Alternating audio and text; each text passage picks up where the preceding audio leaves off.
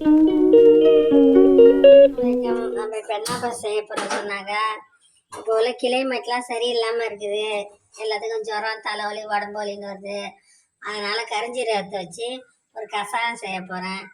அந்த கரிஞ்சீரக கஷாயம் குடித்தா உடம்பு வலி, ஜுரம் எல்லாம் நல்லாயிடும். நான் அப்படி தான் சாப்பிடுவேன். இப்போ உங்களுக்கு செஞ்சு காட்டுறேன், பாருங்கள்.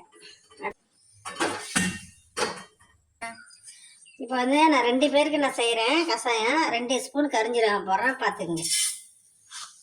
2 ஸ்பூன்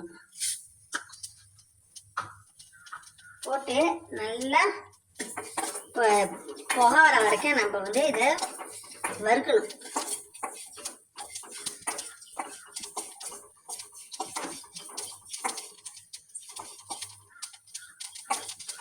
நல்லா வெடிக்கணும், புகை வரணும்.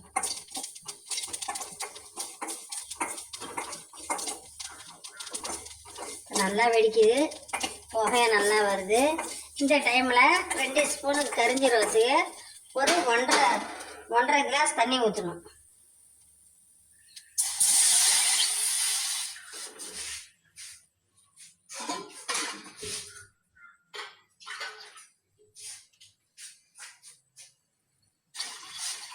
ஒன்றரை கிளாஸ் ஊற்றிக்கிட்டேன். இது ஒரு 10 நிமிஷம் நல்லா கொதிக்கணும். நல்லா கொதிச்சு வருது பாருங்க. நல்லா இப்படிதான் கொதிக்கணும். கொதிச்சாதான் அதில் உள்ள சாறு நல்லா நம்மளுக்கு இறங்கி கலராகும்.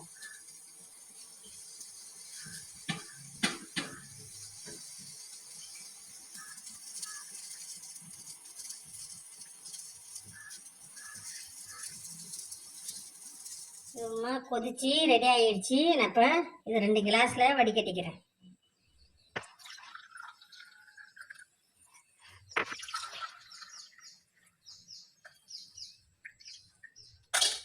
ரெண்டு கிளாஸ் வடிகட்டியாச்சு. இது 2 பேருக்கு உள்ளது. நீங்கள் சாப்பிட முன்னாடியே சாப்பிட்லாம், சாப்பிட்ட பிறகு சாப்பிட்லாம். ஒரு கடுமையான ஜுரமாக தான் ஒரு 3 நாளைக்கு சாப்பிட்லாம். லேசான ஜுரமாக தான் 1 நாள் 2 நாள்லேயே முடிஞ்சிடும். உங்களுக்கு இனிப்பு வேணும்னு சொன்னாக்கா பனங்கல்கண்டு, பனை வெல்லம், சாதாரண வெல்லம், சர்க்கரை, சீனி எது வேணாலும் போட்டுக்கலாம். நாங்கள் வெறும் தான் குடிப்போம். எங்களுக்கு ரொம்ப பிடிக்கும். இது ஜுரத்துக்கு ரொம்ப நல்லது. உடனே ஜுரம் கேட்கும். எல்லாமே செஞ்சு குடிச்சு பாருங்கள். இந்த மழை டைமில் நல்லாயிருக்கும் உடம்பு.